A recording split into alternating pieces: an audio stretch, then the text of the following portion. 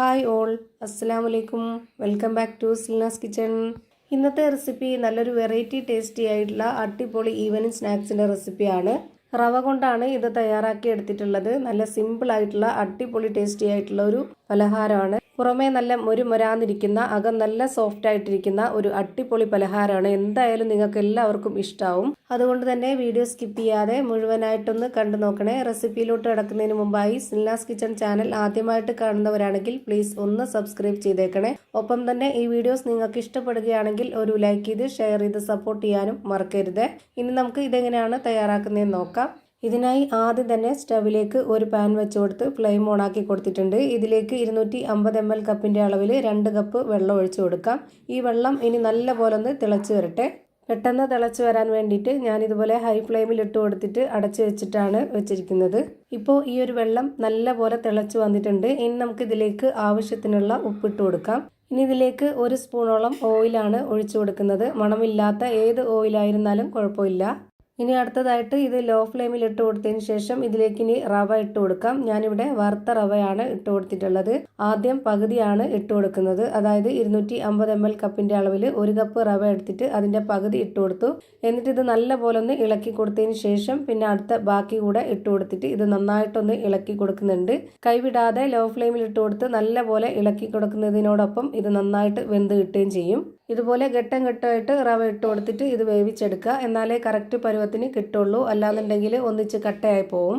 ഈ ഒരു cup റവയ്ക്ക് 2 cup വെള്ളം കറക്റ്റാണ്. ഇപ്പോൾ ഇത് നല്ലപോലെ വെന്ത് കിട്ടിയിട്ടുണ്ട്. ഇനി ഇതിൻ്റെ ഫ്ലെയിം ഓഫ് ചെയ്ത് കൊടുക്കാം. ഇനി ഇതൊന്ന് ചൂടാറാൻ വേണ്ടിയിട്ട് ഇതുപോലെ ഒന്ന് പരത്തി കൊടുക്കുന്നുണ്ട്. എന്നതിന് ശേഷം ആ ഒരു ചൂടോടെ തന്നെ നമുക്കിതിലേക്ക് സബോള കട്ട് ചെയ്തത് ഇട്ട് കൊടുക്കാം. ചെറിയൊരു സബോള വളരെ പൊടിയായിട്ട് അരിഞ്ഞിട്ടാണ് ഇതിലേക്ക് ഇട്ട് കൊടുത്തിട്ടുള്ളത്. ഇതിലേക്ക് എല്ലാം ഇട്ട് കൊടുക്കുമ്പോൾ വളരെ പൊടിയായിട്ട് അരിഞ്ഞിട്ട് കൊടുക്കുക. എന്നാലേ നമ്മൾ ഉദ്ദേശിച്ച ആ ഒരു പരുവത്തിലും ടേസ്റ്റിലൊക്കെ കിട്ടുള്ളൂ. പിന്നെ ഇതിലേക്ക് 3 ഉണക്കമുളക്, 2 പച്ചമുളക്, കുറച്ച് കറിവേപ്പില, ഇതെല്ലാം പൊടിയായിട്ട് അരിഞ്ഞിട്ട് കൊടുത്തിട്ടുണ്ട്. ഇനി ഇതുപോലൊരു സ്പൂൺ അളവിൽ വെളുത്തുള്ളി ഇഞ്ചി ചതച്ചതാണ് ഇട്ട് കൊടുക്കുന്നത്.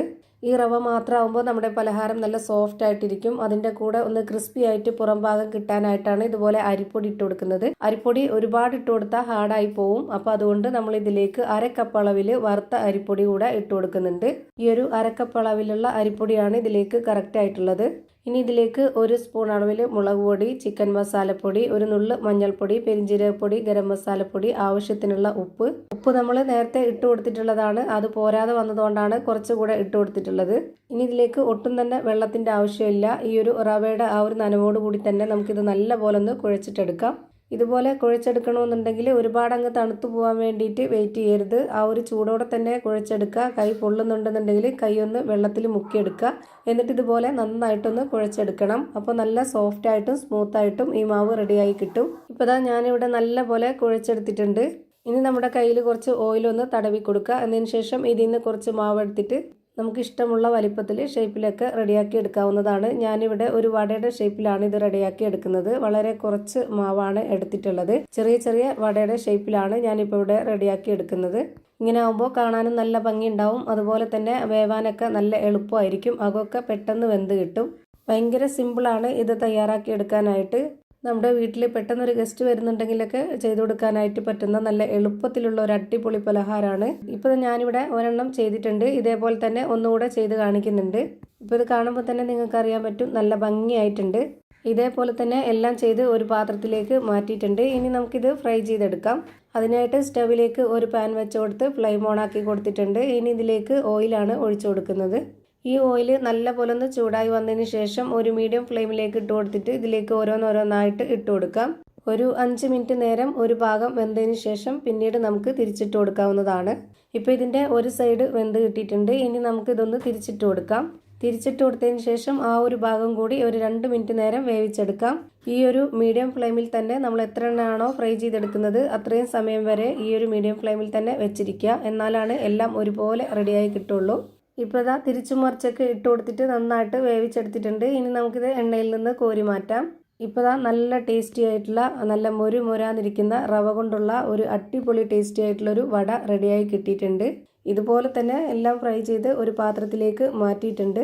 ഇതിൻ്റെ അകം എങ്ങനെയാണ് ഇരിക്കുന്നതെന്ന് അറിയാനായിട്ട് ഇതൊന്ന് പൊട്ടിച്ച് കാണിക്കുന്നുണ്ട്. അപ്പോൾ ഇത്രയേ ഉള്ളൂ ഇന്നത്തെ വീഡിയോ. വീഡിയോ ഇഷ്ടമായാൽ ലൈക്ക് ചെയ്യാനും കമൻറ്റ് ചെയ്യാനും ഷെയർ ചെയ്യാനും മറക്കരുത്. അതുപോലെ തന്നെ ഞാനിടുന്ന പുതിയ പുതിയ വീഡിയോസ് നോട്ടിഫിക്കേഷനായിട്ട് കിട്ടുന്നതിന് വേണ്ടി സബ്സ്ക്രൈബ് ചെയ്ത് ബെല്ലൈക്കൺ അമർത്തി അതിൽ ഓൾ എന്ന ഓപ്ഷൻ എനേബിൾ ചെയ്ത് കൊടുക്കാനും മറക്കരുത്. പുതിയൊരു വീഡിയോയുമായി വീണ്ടും വരും. Thank you for watching.